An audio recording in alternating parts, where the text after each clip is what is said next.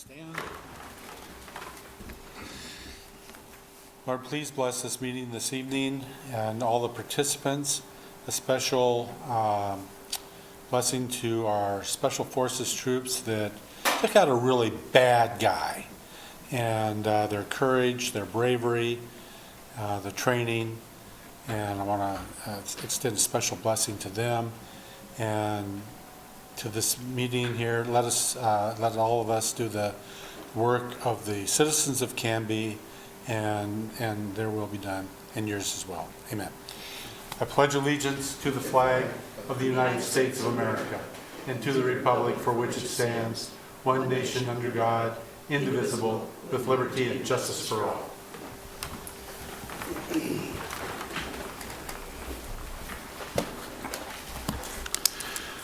Okay. Do we have any citizen input on non-agenda items?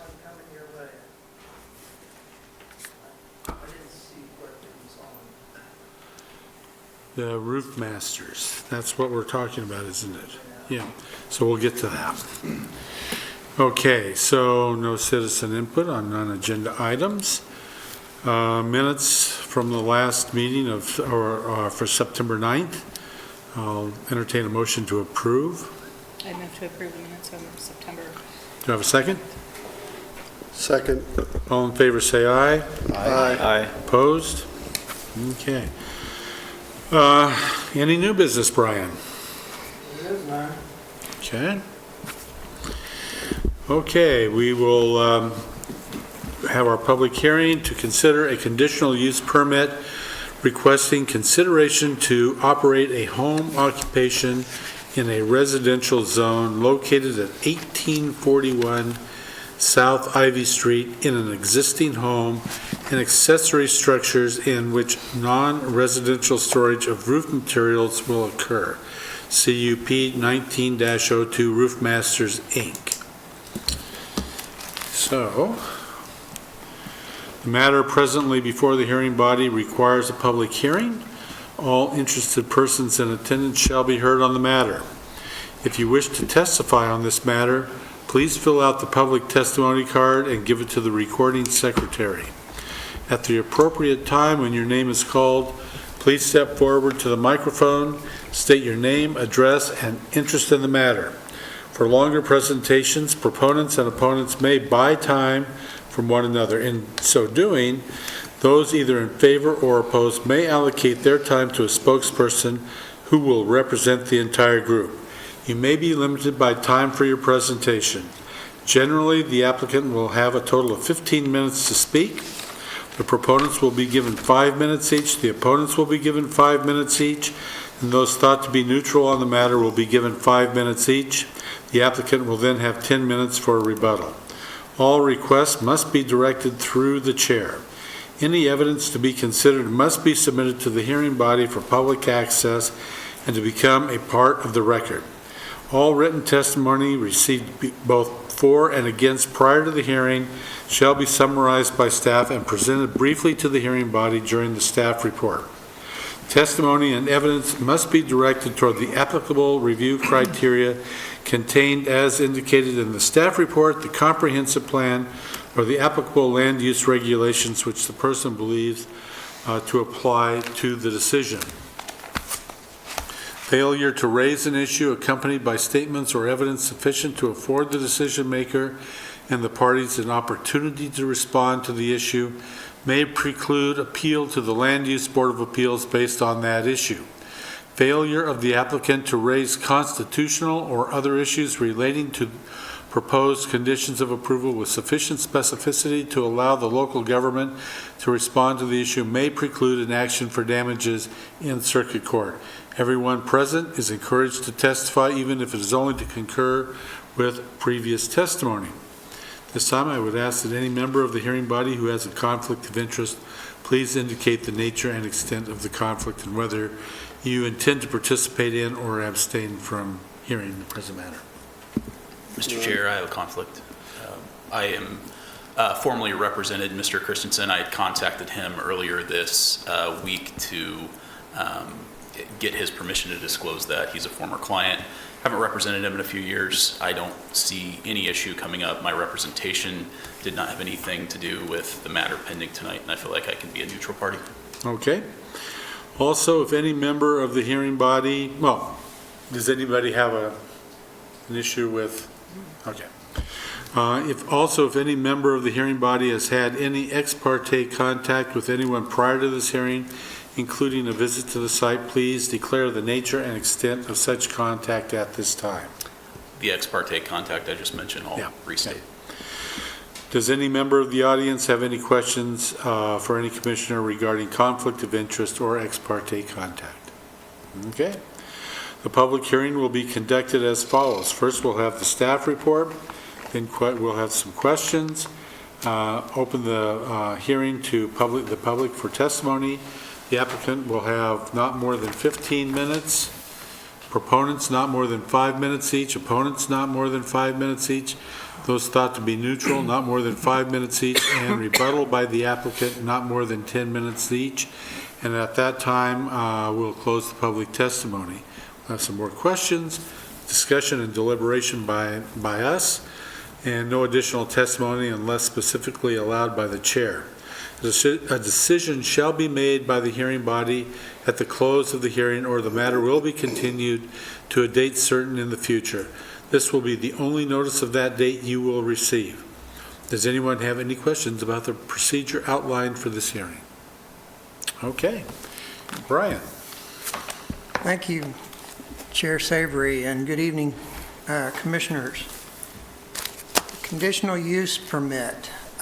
This is a little bit different one. I haven't done a home occupation use permit for quite some time. This application is primarily before you because in our residential zones, which the subject property has a R1.5 zoning, that zoning came about by an annexation that occurred in 2018. And at that time, the R1.5 was zoned. Prior to that, it was county zoning. And the home occupation requires city business licenses. And so usually that's an administrative approval for staff signing off, making sure the use is an allowed use in the zone. And in this particular case, in signing off on the business license, which he does have, the applicant himself, in reading through the home occupation guidelines in discussion with staff, indicated that, I'm going to have some, with my associated home-based business, the Roof Masters, that I'm going to have some on-site storage of non-residential materials. And in the R1.5 and the R1 zone, it indicates that a home occupation that otherwise complies with the strict definition of a home-based business, but involves manufacturing of goods or non-residential storage of materials, or is potentially to increase the amount of traffic to the residents, would need a conditional use permit. And so it's mostly for the non-residential storage. You can make a determination as to whether you think traffic would be increased any more than any other home-based business. So we have the information here showing you where the property's at, and showing you the light yellow colored on the map, which is the R1.5 zone that was assigned when it got annexed. Just north of there, you've got the orange is the high-density residential zone. And most of that property that's zoned high-density will eventually be Hope Village Expansion Phase 2. And the property just north of the one with the star, which is Roof Masters' proposed home-based business, there's an existing home there, and the properties there will be built, developed in the master plan that's been reviewed with staff that will be coming before you before too long. Can I ask a Yeah. quick question? When did this, and I feel like I read it in the briefing material, but when did this get annexed to the city? It was recent, right? Was it Yeah. 2018, Yeah, 16? Well, 16, 17. actually, these, I don't know if I can deal with this. This lot and this lot were part of the Beck Pond annexation, which is over here. And so they were done in 2018, and it's in here. I don't remember what month it was. but So it's in- that satisfied, so it's Okay. 2018? Yeah. Okay. So it wasn't very long ago. And it says in here in the report as well that ordinance on February 2018, and then the county records indicated that the applicant bought the property in August of 2019. And the applicant previously ran his business out of a home just 2 houses north of this. So I think it's in this property right here, 1701. And that property he sold to Hope Village. It was going to become part of their expansion area. And so we have some knowledge of how the same home-based business was operated at that location, and when it was operating there, it was in the county. It was outside the city. So that property and the new property that he's purchased here to locate his business were both annexed at the same time. Let's see. So the applicable review criteria for this, typically we'll go through the 4 conditions that are associated with the conditional use permit, 1650. But we also need to look closely at the definition of a home occupation, because those ordinance guidelines are in the definition. And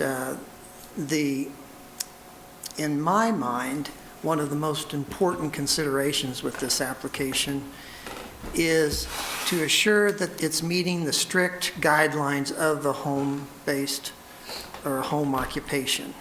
And the very first in the definition is that the business must be occupied by the family members that live at that residence. And there was some question about that with this application, simply because the business license indicates his residence is on Macburg Road. It's outside of the city. And yet, he's trying to operate a home-based business at this location. So that's a premise that I wanted you to be aware of that's in the record. As we go through the rest of this application, I think it does a good job of meeting the criteria, and explain some of that as we go through. So I just went through, here's the definition of the home occupation. And so in the definition is that it's carried on by members of the family. And it also says that at least one non-resident employee can be engaged. And talking with Mr. Christensen at the counters, he indicates that he would be running an office, and he does have an employee that comes to the home to do Right. that. It says not more, you said at least one. No, not Code more says than one. Not more than one. Yeah, not more than one. So this property currently, I think I'm going to skip ahead real quick and show you a map. This is a map of the proposed Riverside subdivision. And off here shows you where his property is located, along Ivy Street, running through here. And you can see where the subdivision and this road up here, his northern property boundary, is where the new 18th Avenue will come out to Ivy Street in the future. And that's actually on land that's owned by Hope Village now.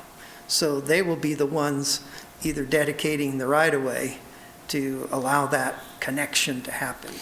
Isn't that the area where we had talked about in the future, they want to put a roundabout of some sort there? Yes, and I'm sure Mr. Christensen's aware, because he's talked with the developers and things, but he probably hasn't seen this drawing, so I brought this to benefit him, if nothing else, in that this was drawn in by Hope Village's engineer, and they didn't show it on Brian's property, so I asked them if he would do that for me, and he did, and he sent me this and said, this is actually the line of the street itself where it would be constructed, and so you can see it takes a little swath of this property, and that there might actually be a sidewalk inside closer to the house as well when it's fully engineered. So, it hasn't been fully engineered yet, but this is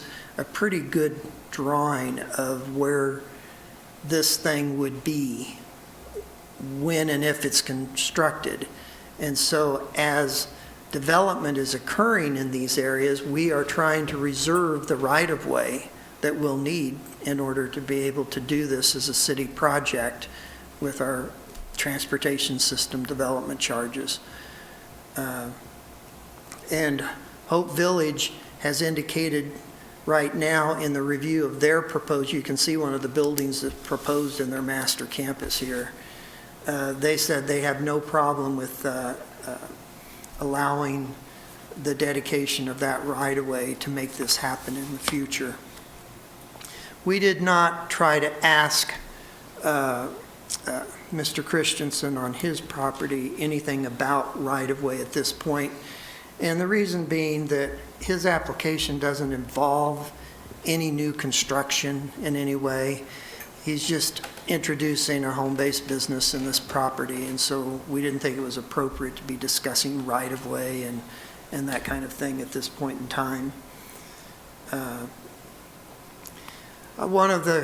Since you don't see these home-based businesses in front of you very often, one of the other criteria is that they want the business aspect of the property to be ancillary or less in size technically than the primary use of the property, which is as a home. And so they have this condition on B to be 1/4 of the ground floor area or not.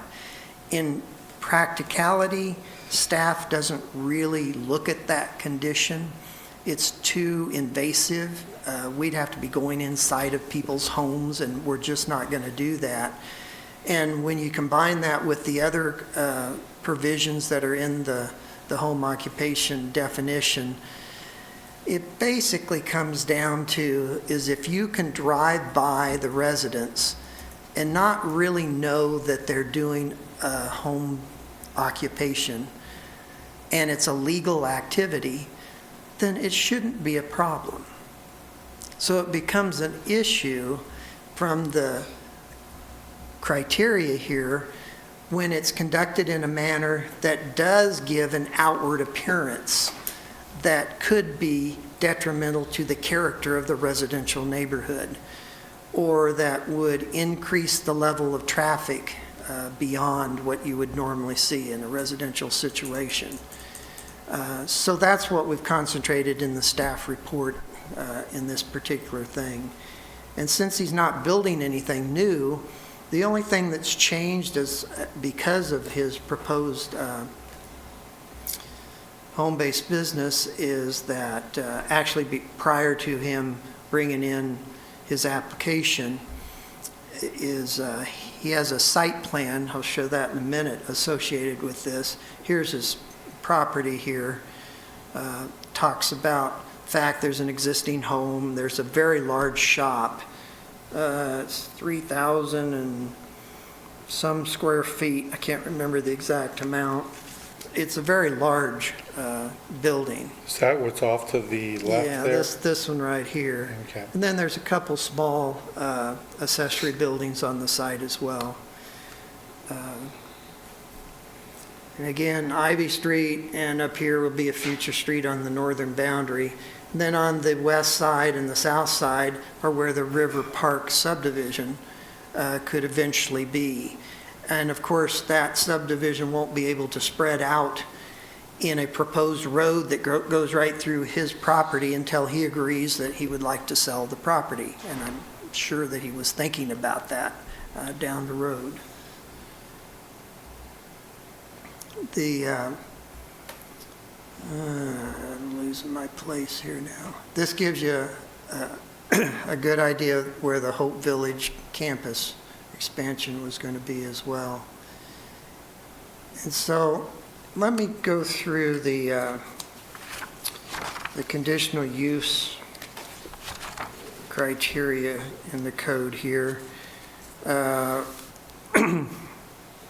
Basically, it needs to be consistent with our comprehensive plan or any other applicable policies. And in our review there, we found it not to be an area of special concern in our comprehensive plan. And as long as he meets the strict requirements of the home-based occupation, we think it's fully in accordance with our comprehensive plan. From what we can tell and what the applicant has stated in his submitted narrative for the application, we would not expect the traffic to be outside of the bounds for a home occupation. In addition, the driveway in this site is on an arterial street, which is a very busy street, so it's not as if a little extra traffic's going to be noticed from that standpoint.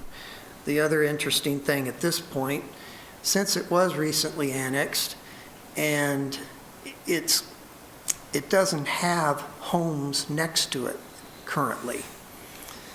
So our staff's concern that we pointed out in the application is that we do have an approved preliminary plat, an approved subdivision.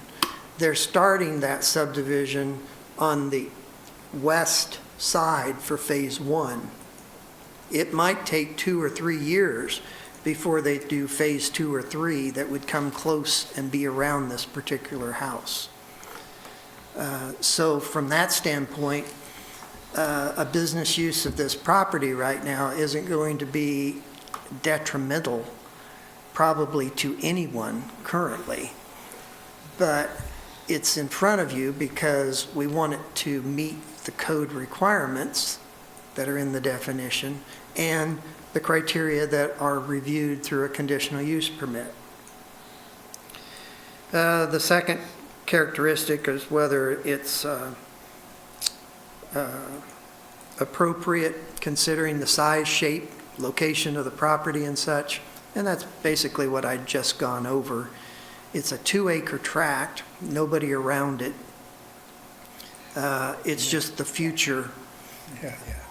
And so one of the things that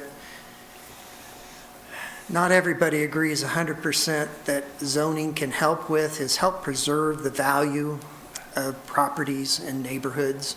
Well, this is a neighborhood in transition. We've got brand new homes are going to be built on adjacent to this property in the future. And so I think we have some obligation to make sure that what we approve meets our code requirements. And if there's any discretionary involved, that's why it's in front of you with the conditional use permit to make that evaluation so that we protect and don't adversely impact the development of property that's allowed by the zone that's adjacent to it by the actions that we take with this property.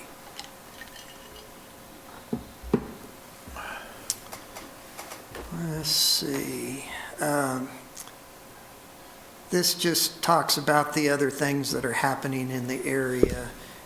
Down at the south end of Ivy before you go across the bridge is where the city's new sanitary pump station is going to be built in the extra wide area of the right-of-way here. And that's going to serve this subdivision. And then we already talked about the Hope Village project and the roundabout in the future. And so let me finish my conditions just a little bit more here. We do know that the house has been there for quite some time, and all the necessary public facilities are there to serve the property. So that meets the other third requirement of the conditional use permit. And then the final one is whether the proposed use will alter the character of the surrounding areas in a manner that would substantially preclude the use of surrounding properties for the uses they're intended for. And what the applicant has done for that is he's provided, it's in your packet, a site plan. And in the site plan, he's proposed a English laurel hedge, basically, along the north boundary where a future street will be, and then along a portion of Ivy Street to help screen that gravel area from the arterial street. In the back, he's shown some hedge as well, except where the big shop building is, because it's almost on the property line. So that in itself, over time, would provide some screening from the activity that would be going on in this particular property in association with the Roof Master home-based business. The applicant actually mentioned in his narrative that, well, putting the gravel down was less maintenance and having to mow, et cetera. And I would venture to say that it's more likely that he needed a parking lot for his business, since it's been reported, I haven't seen it myself, that his previous business 2 houses up had vehicles in a gravel lot at that property as well. So taking that into account, we could ask the applicant, how many vehicles does he think there'll be? There is no limit other than how many trips come and go from the property. That is in the definition of the home occupation, on no more than 8 trips to a property in a day. And so and he's indicated in his submittal that he's not going to reach that limit. But I would suspect that there'll be some occasional vehicles on that gravel, or he wouldn't have put that there. And I think the screening that he's proposed is appropriate, and certainly without anyone being near it for a couple, 2 or 3 years, it will probably form into a fairly good screening. So that was one of the second condition of approval that we placed on this, is that he follow through with what he's showing on his site plan and providing that hedge. The first one, and most important, was that the business owner reside at the home in order to comply with the home occupation standard. Now, one thing we mentioned in the staff report that we haven't really thought about that much before is, could somebody live in the home on this property part-time? It doesn't say in our code. I don't know whether that would be an issue or not, because I know he has another residence. But I would think to even be able to approve this, that he needs to reside in the residence in some way. Condition 3 was about the storage of the non-residential materials on the site. He's indicated in his submittal roofing materials, leftover flashing, and those kinds of things. And they bring them back here to store because they're leftover. Otherwise, everything is delivered to the roofing jobs. They don't come to this location. That's why the traffic should be limited, and there shouldn't be much traffic associated with this business here. One thing that raised a red flag is he has this huge 3,500 square foot building, and it says in the definition that you can't use any more storage or facility with an accessory building than 600 square feet. So it sets up a situation where it could be difficult for staff, again, to monitor inside a building whether he's using 3,000 square feet or 600 square feet. And so to meet the requirements, which is how we've written the condition of approval, he technically should not use any more than 600 square feet of the accessory buildings for his business storage. If he uses a bit more, I don't think it's going to matter. And so that's really the gist of it. But I'm telling you what the code says here.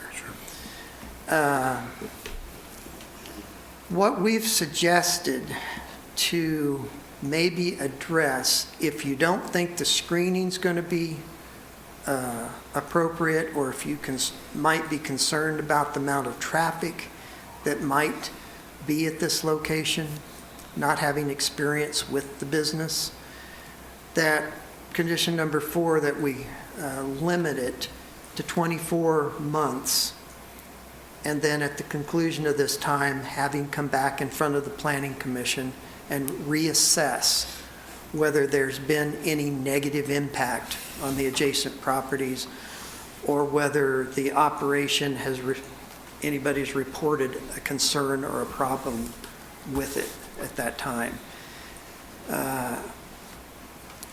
In case you have concerns about that.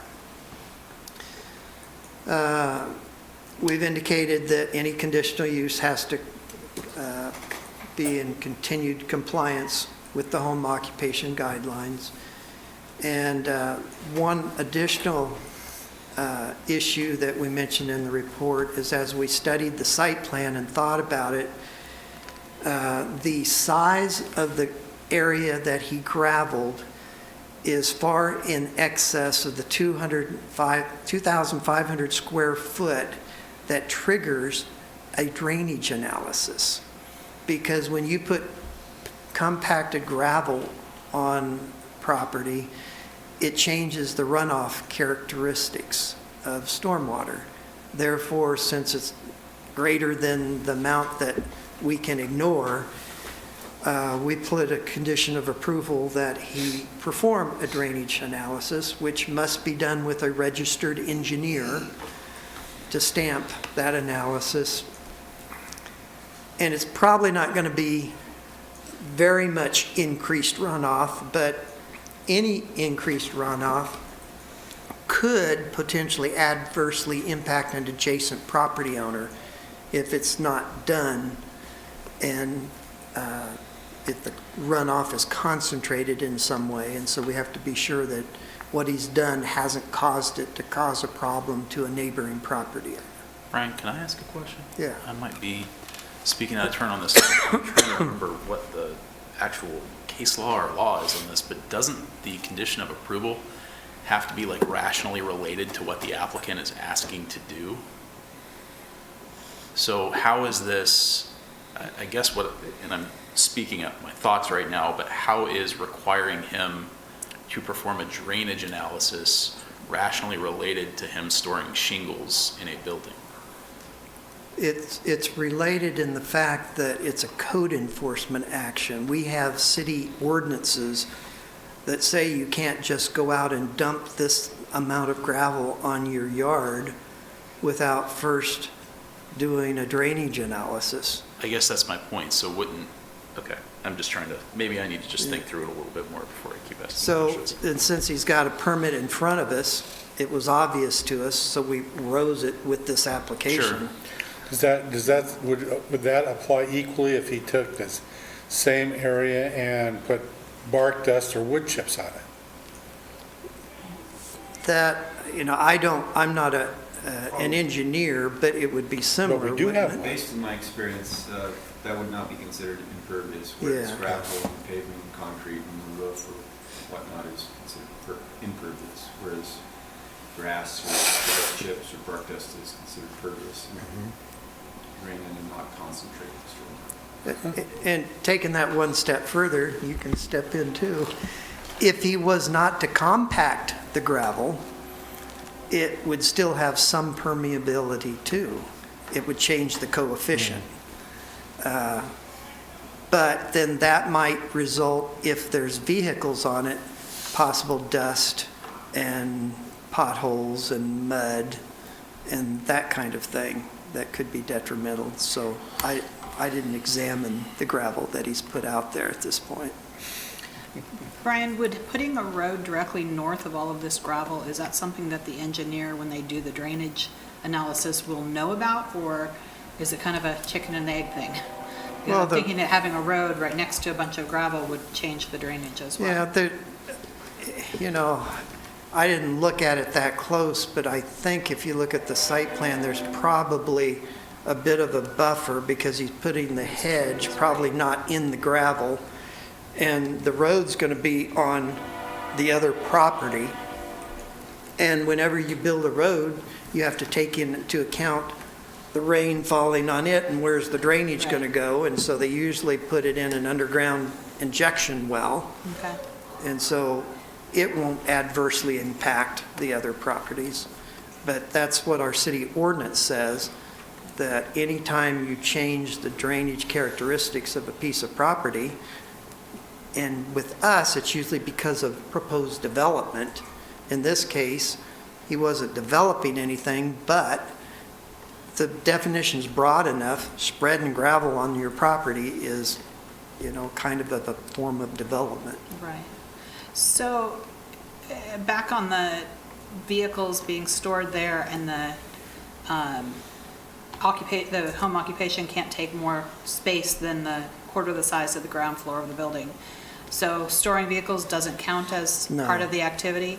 And No, it's then- inside the home is what that's referring to. Okay, and then, but no materials can be stored outside? Now, that isn't true either. I think in our review of this, we're recommending that since he has detached accessory structures, that it would actually be, that it would be recommended that he store material inside, primarily with the definition of the home occupation again, in that he doesn't give an outward appearance of running a business with Right. storage of non-residential materials. So if he puts them inside, you wouldn't know it, therefore he's not giving that outward appearance. Okay. And Go then- ahead. I'm sorry. But it doesn't say you can't do it. I think, well, I'm looking at our draft language here, and I think it does say you Yeah. can't do that. Yeah, The draft language says there shall be no roofing materials or any other materials associated with home occupation business, Oh. no outdoor In- storage. Yeah, you're looking at our conditions of approval. Yes. Yeah, I'm saying that we're recommending that in our condition. Right. I'm saying that home occupation ordinance provisions Right, don't okay, specifically gotcha. say. It's- This is a recommendation from us on this condition, So- because there's an opportunity to screen it, Yeah. so it's not a view outside. Well, this gets back to, one of the things I'm kind of looking for as we go through this, and I'm trying to understand the issues that sprung the conditional use permit requirement. In other words, this isn't a straight shot for a home Right. occupation because they're going to use the dwelling. And we just leave it, right now, let's assume it's going to be occupied by the owner, and they're going to use the Right. dwelling. They're going to use the accessory building. Now, in the code, it says a 600-foot accessory building. The intent of the code is you can use a home and an accessory building up to 600 square feet, or a home No. or an accessory building. No, it's saying if you're going to be, most businesses, but not all, are in the home. But if you want to have it in an accessory building, they don't want the accessory building any bigger than 600 square feet. So my question is it's an or then? You can either have it in the home or you can have it in an accessory building up to 600. I'm trying to understand the intent of the existing code. Right. I could see the possibility of you having part of your business in the home and some aspect of it in an accessory structure too. You I could don't have a think home it- office and a shop. Yeah, I don't think okay. it limits you that way, but if you choose to do that, they don't want you building a building bigger than 600 square feet if they know you're doing your business operation in it, because So- they still want to limit it in some way. So what about this is triggering the CUP requirement? Is it the use of if it's a owner-occupied business and they're saying they're going to use 1/4 of the home for their business, and they're going to use this, and they're going to use this external building also. This is where I was getting in, is it normally or is it and? Or are we being flexible? Let's assume we're being flexible here, so it could be an and. So that then doesn't trigger a CUP either. What's triggering the CUP is what the planning director and all of his staff have to do on a daily basis in signing off on home occupation. We look at each one of them and we see whether it raises what we call a red flag. Okay. The red flag in this case was, why has he put all of this gravel out in Yeah. a yard at a residential home? It made us think that there would be vehicles or lots of vehicles that Equipment. might be against the home occupation limited amount of traffic. So that was one of your triggers, was the gravel? That's one trigger. That was the only gravel trigger? and the relationship of the traffic. The Okay. other trigger was the non-residential storage of material, which he indicated to us at the counter, I'm going to store non-residential material at this location. And the definition doesn't say that it has to be inside. He could do that outside, and I assumed it would be on the gravel. He's indicated in his submittal that I don't need to have it outside. I've got ample space in buildings, which I think would be a great idea. But the definition says, well, don't let him use any more than 600 square feet for his business. And Well, so- that's where I'm a little, there's a conditional use permit. We're encouraging him to put all the stuff inside, but we seem to be saying that, but don't use more than 600 square feet of this building. Those are the standards. But I'm saying, the reason you have a conditional use permit is when you're going to exceed the standard. Correct me if I'm wrong here. That's when you go to a conditional use permit. It's because you're not going to make the straight code.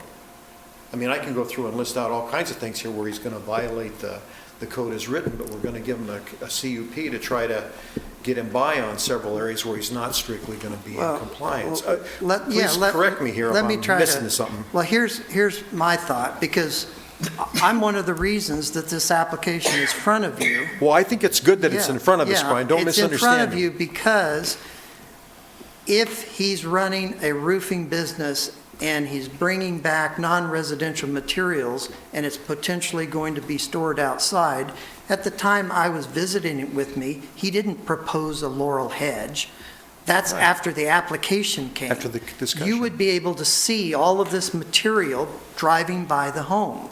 So if it was next to your home, if you had a normal thing, then wouldn't you be concerned if you had all of this evidence of a home-based business with a large gravel front yard with outdoor roofing materials stored in the yard?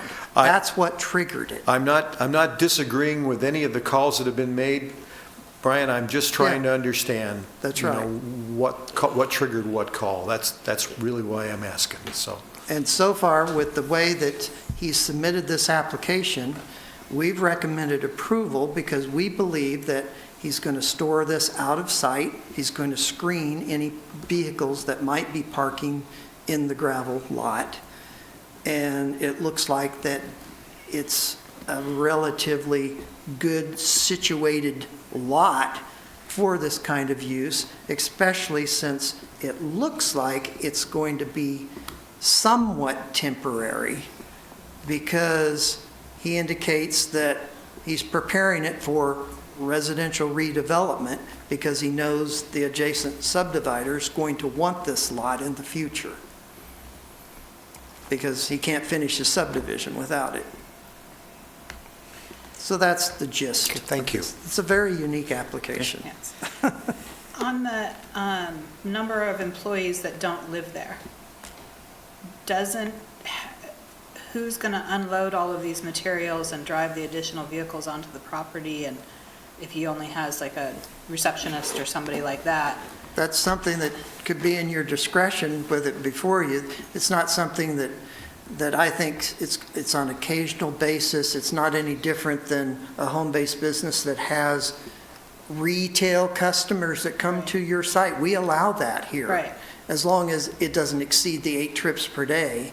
So he's going to have roofers dropping off the excess material, and if they don't do it more than 8 times a day, that should be fine. So I was just visualizing this Yeah. with, the crews all coming in the morning in their personal vehicles, parking them, getting in the work trucks, leaving, Yeah, and- coming back, dropping, And I think the unloading applicant everything. can address that, because I don't Yeah. think that's what's going to happen. Okay. Any more questions for Brian? Yeah, a lot more questions, but I think we should go on. We can get those as we go. I'd like to hear from the applicant, too. Okay.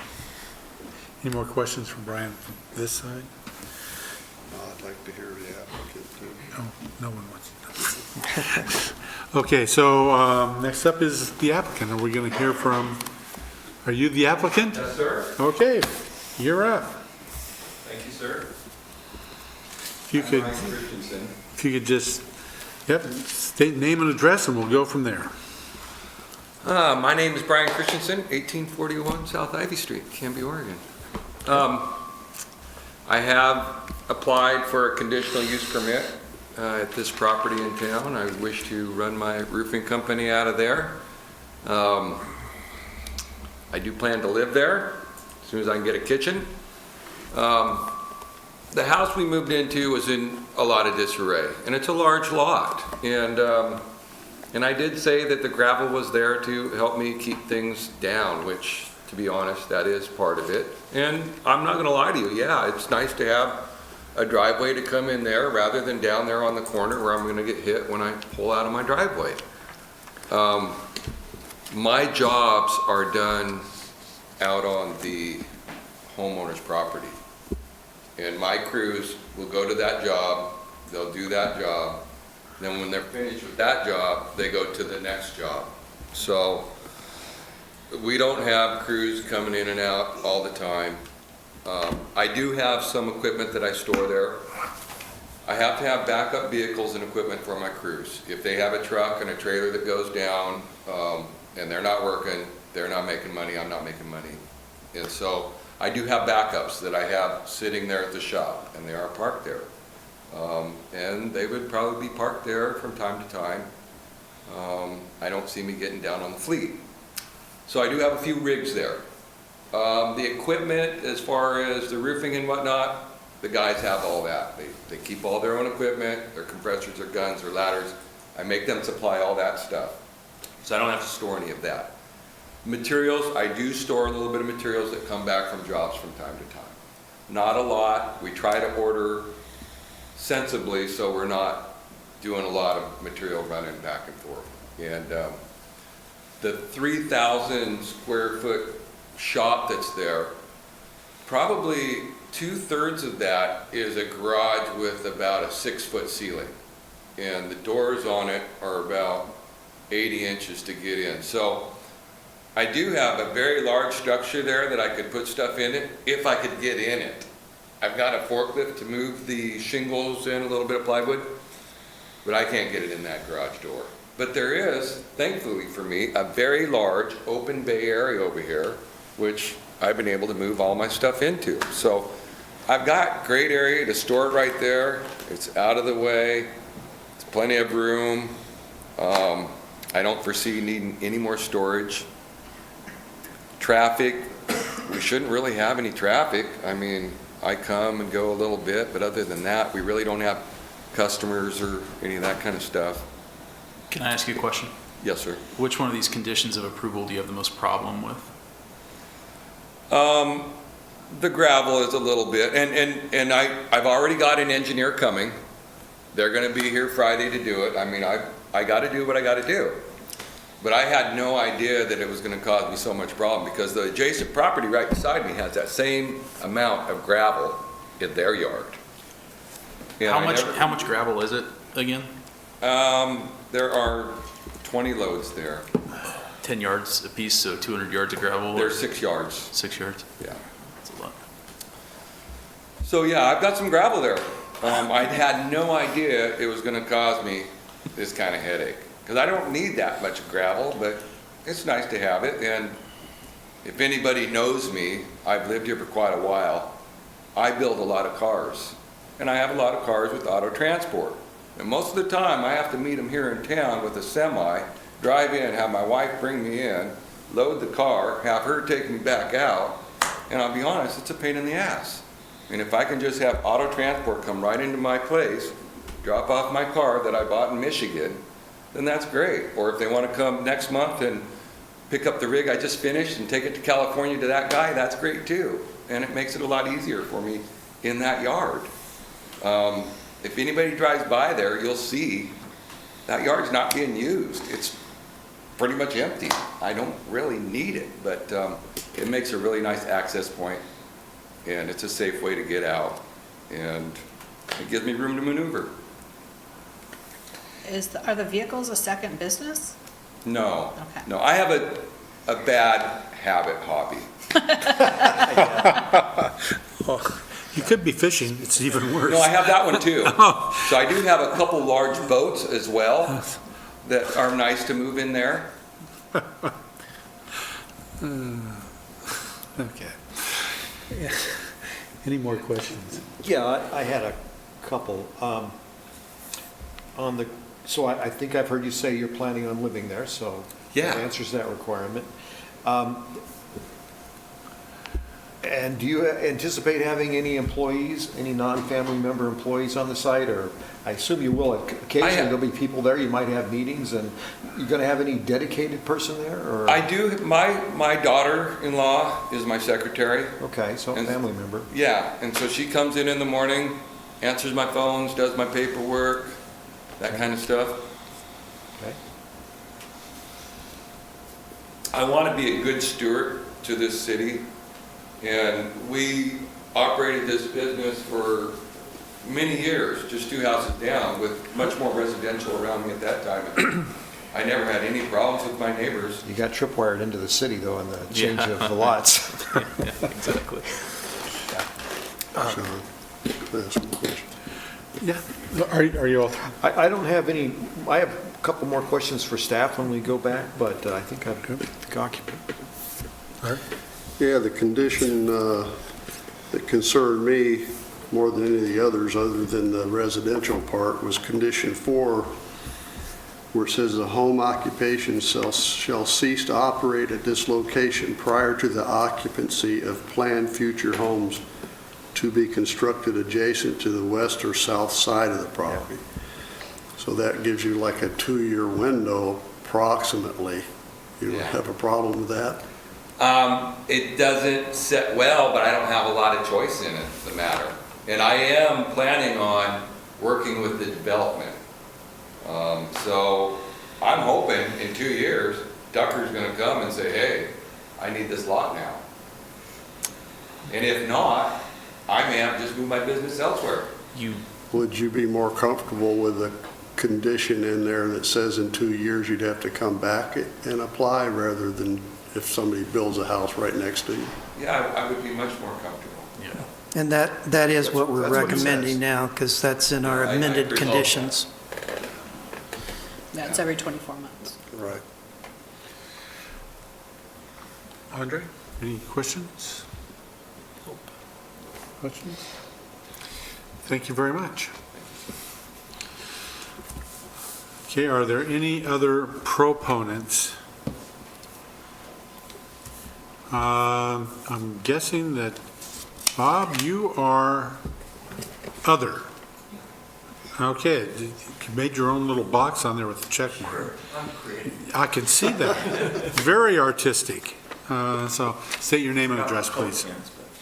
My name is Bob Cameron. I live at 1338 North Maple Street here in Canby. It's other because I don't have any problem with Roof Masters. In fact, they are a very good company from what I understand. So my concern is more the conditional permit process, where my impressions in other situations is unless there are conditions that are really clearly stated, that once the person gets a conditional permit, they can change from what they've said to get approval, and we can't take that conditional release, that permit away. So things like the submission says that he will only use this storage area for excess material that is going to come back from the project, right? There should be a condition that says that no new material will be delivered to this site. Canby Builders is not going to start delivering to fill up the 600 square feet new material for all of the projects that will come. I truly believe the man, okay? I have no problem with him honestly saying he's not going to do that. Well, if he's not going to do that, then that's okay to have a condition there, because if there's a condition there and he starts delivering his new materials because of change in business practice, then that will trigger, there should be a trigger to bring this conditional approval back to you because there's a violation. So it needs to be clearly stated, those kinds of limitations that will trigger a violation. Things like this one that says that you won't see this report again until 24 months is okay, if it's the occupation. But what if he stops occupying before 24 months? Will that allow you to review this conditional use permit immediately? So what I'm saying is any of the conditions that are listed here, if there's a concern about it, will it trigger an immediate review by the Planning Commission about the continuation of this conditional permit? Are you asking? I'm asking. Brian, correct me if I'm wrong, wouldn't that be a code enforcement issue? Yeah, and code enforcement doesn't necessarily mean that they'd be coming back. It means that they're not complying, so they get a violation zoning letter. And we'd enforce that and fine them and take them to municipal court. Okay. And if there isn't a condition that says specifically that he will not have new products delivered to his site, will he be able to do it? Well, I think what you're bringing up is that conditional uses are all about reasonable conditions to help mitigate any concerns that you might have with what's before you. And so it's broad. You can put any kind of conditions practically you want, but they do need to be reasonable. Well, what I'm talking about is we have people come before you on other cases and this case, and they say they're going to do something, okay? And we take them to be honest, like I am taking Brian on his word. But unless there's a statement in there that specifically limits a person, they can change what they presented to you and start operating on a different level. And there's no way to stop them, from what I understand. One of the things that helps with that is all conditional uses are required to have an approved site plan. And the site plan helps you in enforcing what's allowed and what isn't. Anything that's not on this site plan, for instance, if he proposes to build another 600 square foot accessory detached building, then that would be in violation of the site plan, and it would need to come back for an amendment to do that. Doesn't mean he can't. It means he'd have to come back for an amendment to his approved conditional use permit to add another building associated that's for business purposes. He could build it if it's his own non-business shop. Sure. That's not a problem. But Brian could start, under the words that you have here, Brian could start having Canby Builders deliver Yeah. new product line to fill up the 600 square feet, because he would meet the trips to the place, and he would meet the amount of storage. Am I right? Because despite what he said, and despite what the impression you have, unless there's a provision that clearly codifies what he said, you can't enforce what a person says to you. The impression the person gives to you is not codified. And that's my point. I guess I'm sitting here trying to imagine how we would enforce such a thing where I've got new materials sitting on a pallet that were returned from a job site, unused, new material. Okay? That's what he's going to be bringing back. He's going to be bringing back materials and shingles that were purchased for a job and are excess and are new.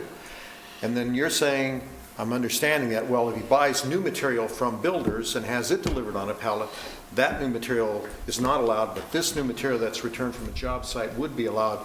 How, you're putting a pretty high bar for the city to try to, first off, make it such a determination when I don't think we're going to go on the site.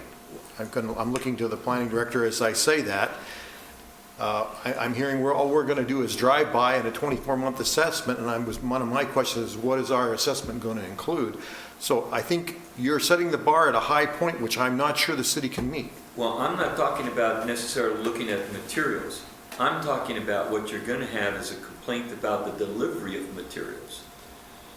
When he brings back new materials from his work site, nobody's going to be able to differentiate a new shingle from here or a new shingle from there.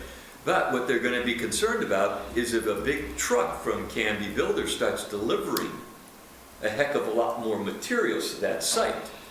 And that's the trigger. And it shouldn't wait for 24 months to bring that to your guys' attention, or the planning commission, or the code enforcement. Somebody should be saying, this conditional permit process has been violated, right? If he starts doing something that he's told us he's not going to do. I think you used a key phrase there. You said if a complaint is generated, and I think that in my experience, oftentimes these kinds of matters enforcement is oftentimes complaint driven. Yeah. And so that would be an occasion that would generate some action, I presume. I'm looking at staff as I say this, from the city if there was a complaint to determine whether they were in violation of their CUP or not. And I guess I'm trying to make it possible for a citizen to generate a legitimate complaint, because I have tried to do it in other cases, and they said that the wording wasn't specific, clear. What wording would you like us to put in specifically? Well, I would think, when somebody comes before you and says, I'm going to please give me a conditional permit, because this is the way I'm going to conduct my business.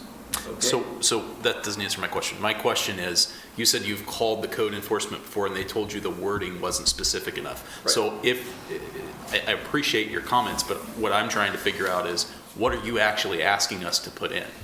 In effect, that new products from companies will not be delivered here. Right? I mean, when I say delivered here, I don't mean his workers bringing back material. That's not delivering material. I'm using the strict word. He's not going to start ordering, as he said. His business model does not have that, okay? But there are, in previous testimonies here, in other cases, people have said that they weren't going to do something, and they turn around and do it, and there's nothing that you can do to change what happened, okay? I'm just saying, the man has said he's not going to have new products brought from Canby Builders, Par Lumber, Home Depot delivered to his site. Fine. Then that should be part of the conditions. that we shouldn't expect big trucks to be delivering materials to the 600 storage, right? Period. If that happens, it comes back before you folks to decide if that's a, you know, if he's keeping with his presentation. That's all I'm trying to say. Transparency and honesty and accountability for what you present to us to make a decision. Is this a legitimate presentation that I can trust? Do we even have the authority to revoke a conditional use permit like this? Well, what Bob's saying is 100% true in the practicality of staff administering the home-based business ordinance or any approved conditional use permit, is we go by what was approved on the site plan and what the conditions of approval. If they're doing something outside of that, but there's no particular ordinance that addresses that, and it would be the same way here, you're looking at it tonight, he's told, the applicant has said what he's going to do, how his business model operates. All of the materials are delivered directly to the job site, but if he was to change that and say, I think I'll now deliver them to this property and then truck them out, if he was to do that, I don't think staff could do anything about it. I think he's 100% right. Mr. Chair, may I ask you a question real quick? It seems to me that the quickest way around this would be to just ask the applicant if he has an objection to this or if he plans to do new material. My concern is more directed to, would be more, how many conditional use permits we grant per year? How many code enforcement officers do we have that are going to go skulking around to these various businesses to make sure that, you know, the chocolate shop that we gave a CUP to not that long ago is not, you know, having an extra 50 Hershey bars delivered in. I think that you get into the minutia of it, and, you know, I live on the sunny side of life, and Brian says that, you know, I take people at their word. And while Bob says he's sure of Brian's honesty, yada, yada, yada, but it isn't, this all seems directed directly to him and not to the process in general. And I have an issue with that because the city does not have the wherewithal to do it and to enforce it. Mr. Chairman. I think I know what you're going to say. I think what he expressed earlier was that he's seen this come up in the past where we've approved things that haven't had the wording in it to give the planning department and code enforcement the teeth to enforce it. So he's not doing this directed at this applicant, but at the process in general, and using this opportunity to say, hey, can we start putting more teeth into things so that there's that opportunity? Is that? That's perfectly right. I want to make it really clear because this is on tape. It is not directed towards you, Brian, okay? And I want to make it really clear. But it isn't a case in point. And someday I'd love to tell you about why I'm here, well, about the other case, okay, that has triggered this. And I think it's a systemized problem that we've got to deal with. And we may not have the code enforcement ability or officers to go out to supervise all that, but when you do get the complaint, and it's a legitimate complaint, how do you deal with it? And the impression is you can't, or you don't. So I mean, what prevents a dishonest person coming here and make a presentation with no intent to do what they say they're going to do? They get the conditional permit and they proceed to change their whole practice what they said, the impression they gave you, and nothing happens. I mean, that feeds lack of transparency. It doesn't encourage honesty, and it's just not good practice. So all I came here tonight is to say, if you're gonna give permits out, make sure there are limits, especially to what, in line with what people say they're gonna do. Just as a hypothetical that I think would make sense, could have nothing to do with Brian, but if he were to sell the business and the property all at once, and the new person buying it were to suddenly start storing a bunch of materials there and having, getting a deal on shingles so they buy enough to do 6 houses and have them delivered there, then how would we enforce that? I think is kind of where you're at, that it's not directed at this applicant, it's at the system in general, and how do we give code enforcement, how do we make your job easier? I think is where he's I going could with give you it. an example real quick is, what if he sold the property, someone else bought it and said, well, I want to operate a roofing business and it's by a different name, but they operate it totally differently. Well, we're going to say, hey, there's an approved conditional use that runs with the land, as long as it's in a similar nature, Right. then it would be okay. But you don't know whether they're going to operate under the exact same parameters. Right. So I think that the wording that, that Bob is looking for and the situation that is concerned is, how do we make your job easier down the line? So moving forward on all conditional use permits, is there a way of making sure that there's things that we can help you enforce, I guess, instead of if- just leaving it open? Or while you're approving this, is there some aspect that Right. we deal on every day that prompted us to bring this one in front of you instead of just approving it? Right. Because we take everybody's word for home occupations, Right. every one of them.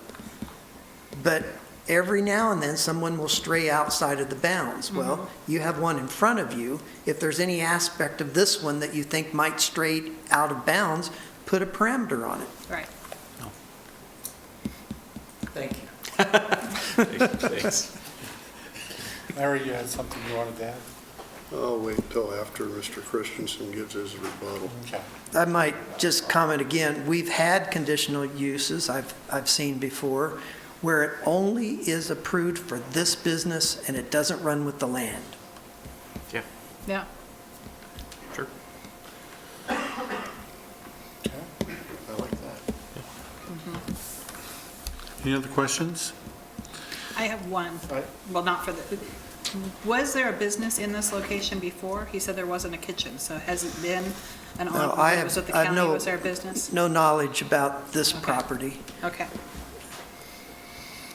I had a couple questions for staff when it gets back to enforcement, and we may want to talk about if there's any wording changes we want. But first, I guess I wanted to ask, you mentioned talking about verification, and we'll call it enforcement.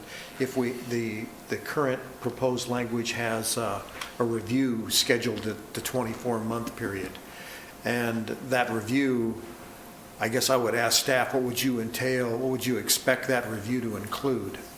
Well, first of all, it would come back to the Planning Commission, and it would be a report from staff as to whether anything physically has changed on the property from the site plan that was approved 2 years ago, and whether we've received any complaints from anybody in that 2-year time frame.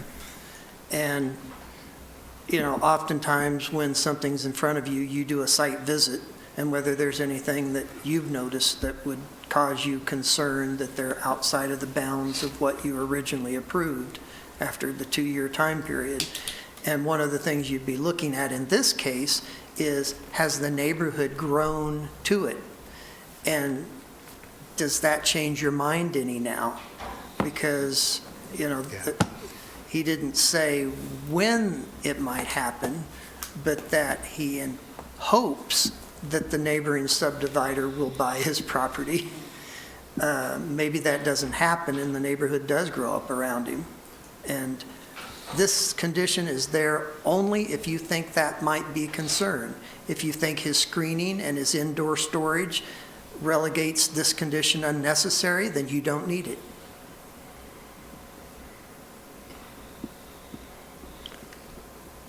Brian, do you have a chance to come back and address any of the issues that you've been listening to. I do believe I understand what Bob is talking about, and, yeah, it sounds like, you know, a person could get in and then things get carried away. I don't have the room to have materials stored at my place. All the stuff goes to the jobs. It shouldn't, it's not gonna happen, it's just not gonna happen. If I ever sold the property to another person, I guess this process would start all over again. I'm the one that would get the permit or the conditions of approval, so I don't think we'd have to worry about anybody else down the road. I really don't know what else to say. You don't Want have to be a good neighbor, take care of the property. 2 years, I'd like to get out of there. I own it free and clear, so it's not like I have a mortgage, and, you know, 2 years, we'll have some money saved up and we'll move somewhere else. Build a house with a roof on it. Yeah. We just wanted to try to stay close to where we were. We know all the neighbors, and we've done real estate with the neighbors, and that's the plan in the future. Any more questions for Brian? So, This, Brian. This Brian. this Brian, no, sorry, no, that's Brian. Thank you so much. Okay. That's the end of the public hearing portion of this, so we'll move on to more questions for staff. Yeah, I just wanted to make sure I understood that, there would be a site plan review. In other words, if there's anything that's changed at the 24-month window, if we keep that change of site plan, any history of complaints, where wouldn't, and this is a question, not a statement, we wouldn't be making a site visit, or there wouldn't be a staff member making a site visit to do a verification of any kind? I mean, we may do that before it comes back for you, so that we can report if we see anything that's different than on the approved site plan. Fly a drone over it or something. Yeah, exactly. Can be on a drone? I don't know. That's what they should. Yeah, Right? since you raised that question, Maybe the planning commission needs to. when we wrote this condition, we said, well, are we going to make him pay a fee to come back again? Because it will cost staff time and money. Yeah. And we actually were thinking no, but what if we're not here and some other staff person's here? And not all of us will be here either, Right. so, yeah. Can you add something to that condition so Sure. that he doesn't have to? Sure. Okay. As long as you realize you're encumbering staff by putting the condition to Yeah, come back and advertise. And so that was, should we advertise it again if it's coming back? That costs us money to do that. Well, I think we But- brought it up more to protect him for 2 years than, that was my intention anyways, instead of the wording where if they start building Well- houses next to them. Well, actually, He's this is to gotta- protect the neighboring property Right. owners, not him, to have this I condition, because guess he that- wouldn't want to come back if he doesn't have to. No. Hey, I have a question. Jeff, are you good on that? So far, yeah. Okay. Hey, I have a question about number 6. The applicant shall perform a drainage analysis to determine pre and post runoff volume and any concentration as a result of the gravel area, and show all increased runoff is handled on site in accordance with city ordinance standards and indicated, blah, blah, blah. So what happens if it's not? Are we saying that if the test, or the study says it's not handled on site, that he's not allowed to store stuff there? No, Have to make because an He'd improvement. have to mitigate it. he just mitigate, there's always a way, and it's going to be relatively easy for him, because there won't be that much increased runoff, but there'll be some. And the drainage analysis will say how much and how much needs to be put in a swale, Yeah. so it doesn't run directly to the neighbor's property. Because that's what he's probably not thought about, is where's that runoff going now, because it's been increased. That makes sense. And so it's just mitigating it, and that's, wouldn't necessarily be very onerous. What's onerous is the study Yeah. to determine it, that's going to cost more than fixing it. And he said, correct me if I'm wrong, did he say he already had an engineer lined up? Coming on Friday. Friday. Well, that, and it may be something that's to his benefit, because the engineer may come out and say, hey, guess what? Adding all this gravel, you're gonna have water in your house. Yeah.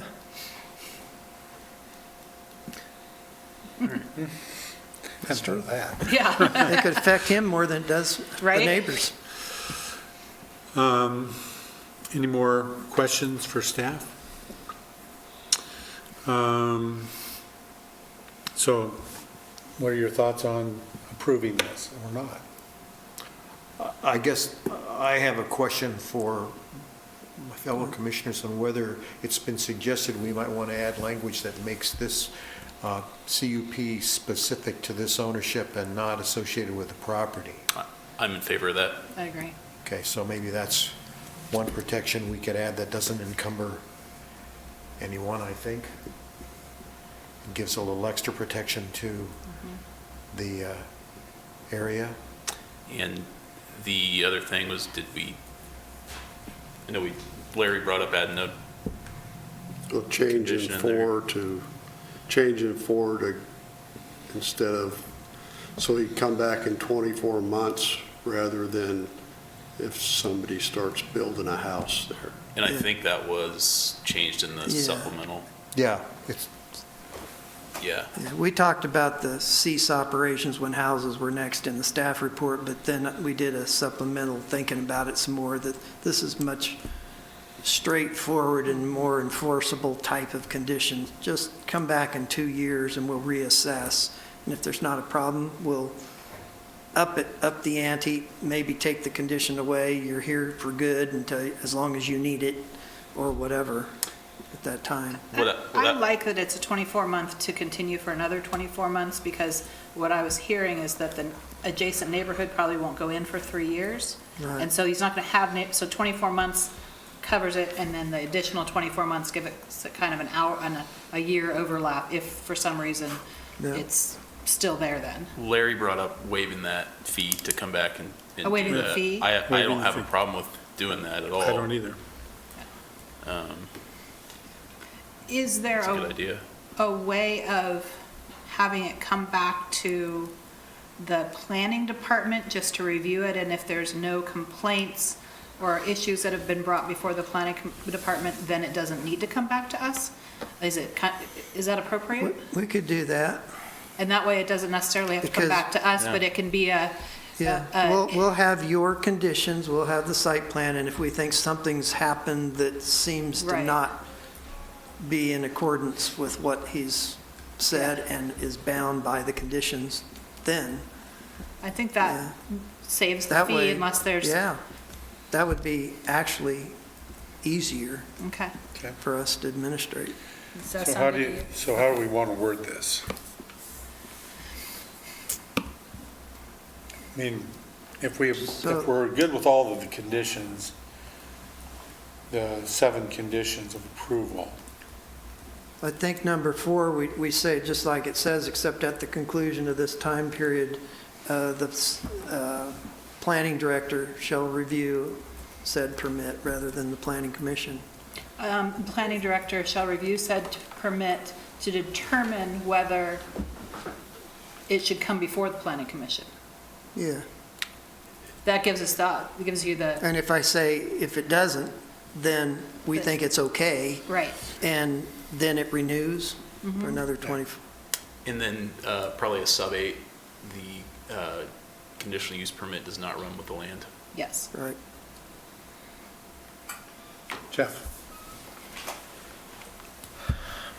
I'm wondering if we should consider any changes to item 3 in light of what the other testimony that was brought forward about trying to put an additional restriction on this business for receipt of materials other than job-specific overflow materials. I'm wondering how the other commissioners feel about that. Larry? Okay, I really don't think that's necessary because of the business that he's in. I mean, think about he's not selling necessarily shingles, he's selling a roof, putting them on, and nobody's going to store material until anymore. They used to, but nobody does that except Amazon maybe now. I mean, even Canby Builder Supply is not going to store his shingles. They're going to have to order them, get them, and then it costs more money to take them to his place, unload them, then have his crew load them back up on trucks. Yeah. That doesn't make sense at all to me. He's going to send his trucks to Canby Builder Supply, wherever he gets the shingles. They're going to take them to the job site. The stuff that's left over, they'll take it back to his place, and it will be new, but it's leftover materials that he's going to store there. So I think we're kind of nitpicking a little bit when we get to that. That's just my personal opinion.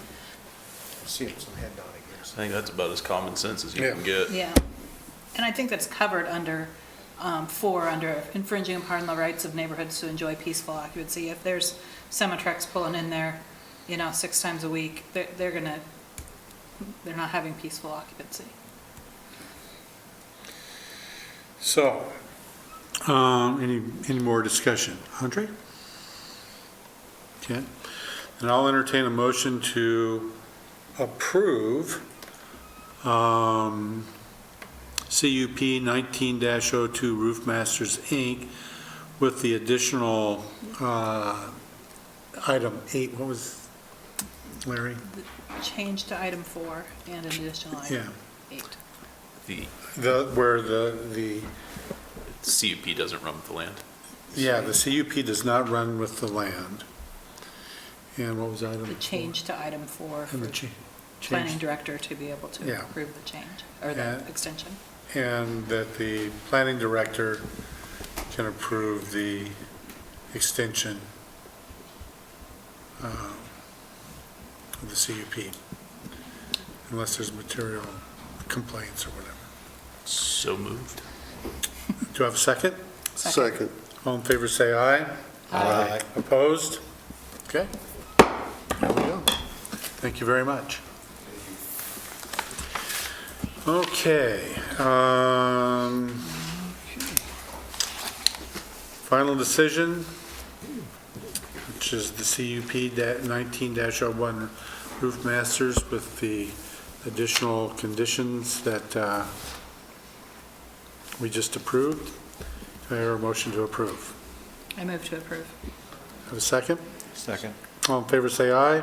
Aye. Opposed? Okay. Brian, items of interest from you. Okay, it says that, your November 11th meeting will be canceled because that's an official holiday for the city. And we have 2 large industrial uses that have traffic studies underway right now, so that means they're serious about locating in town. And they are doing everything they can, so I think they're going to make it happen, that both of those public hearings will be on December 23rd. Just, Ho, ho, ho. yeah, that's what we were thinking. Well, we're saving that for Ryan as It's a going away. lovely parting gift. December 23rd is my last day in the office as well. So, Oh, just how, does it get any better than yeah, that? it's just Merry Christmas to JRA. Okay. I was going to say, I don't know if I copied all the other commissioners on this, but I am going to be resigning my spot effective December 31st, so I'll be leaving for the year, and I feel like it's a better, as much as I like doing this and I'd like to stay on, I feel like it's a better use of the city's time and resources to have somebody that can actually make a quorum if need be, and I don't plan on Skyping you from across the pond. It probably wouldn't work, but maybe you could just get a leave Yeah, when necessary. that'd be nice. Okay, no meeting on the 11th. December 23rd, you say? That's right. Okay. If both of the if neither of those happen on the 23rd, can we cancel that meeting?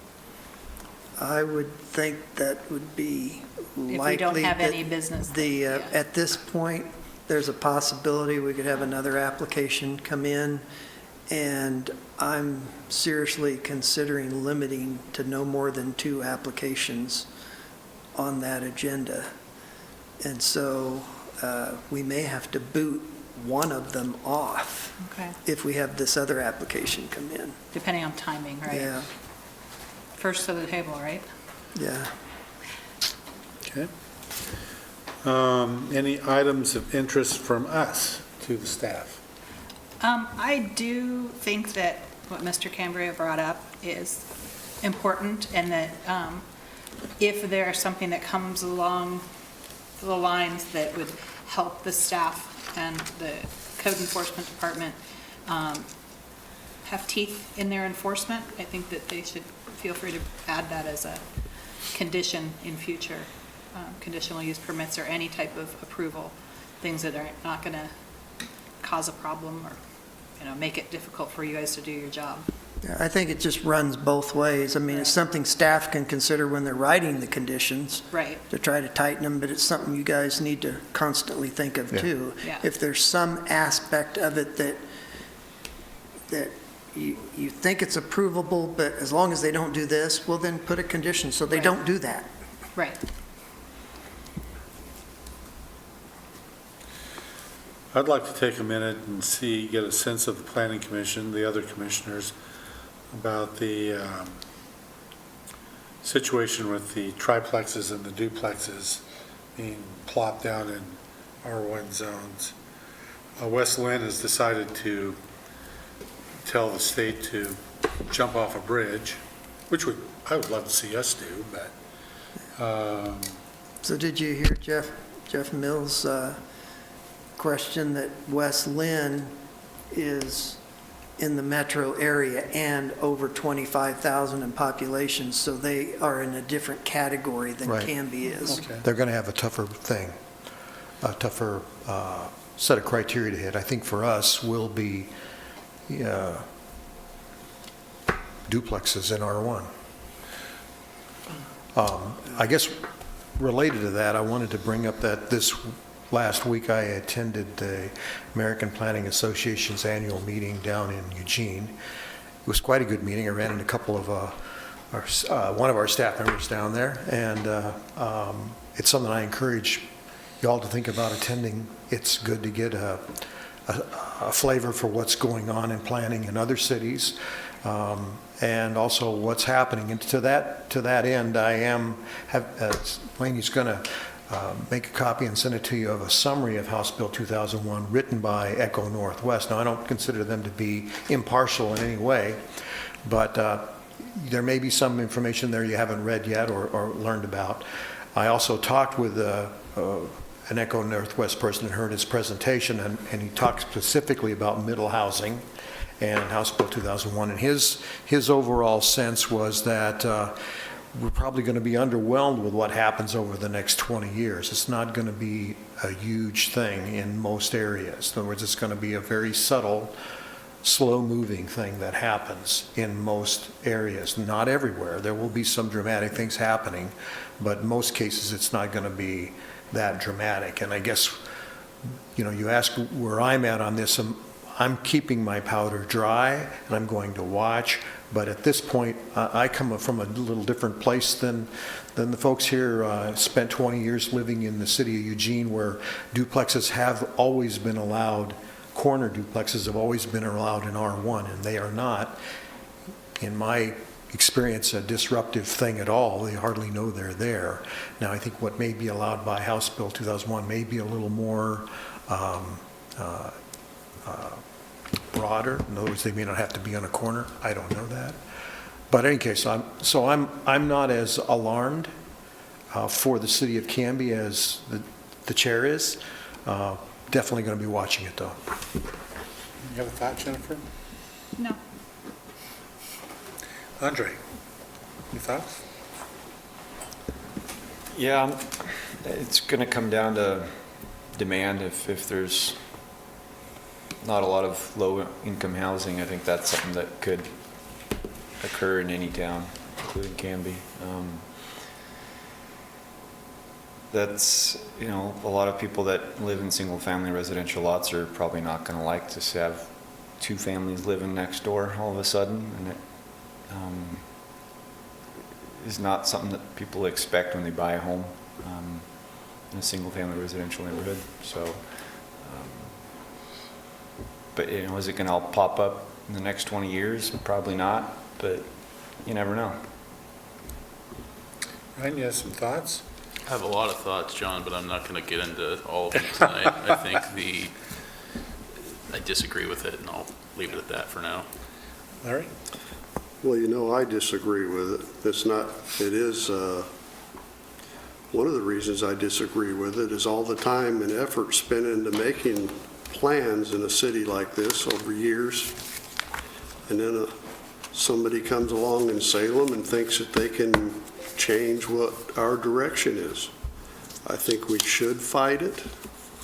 And I'm all in for West Lynn, and I hope they beat the crap out of it. I couldn't say it better myself, so I'll just leave it at that. I totally agree with that. Unless there's any other guidance from the commissioner to the commission to the staff, I'll entertain a motion to adjourn. I move to adjourn. Second. All in favor, say aye. Aye. Opposed? Okay.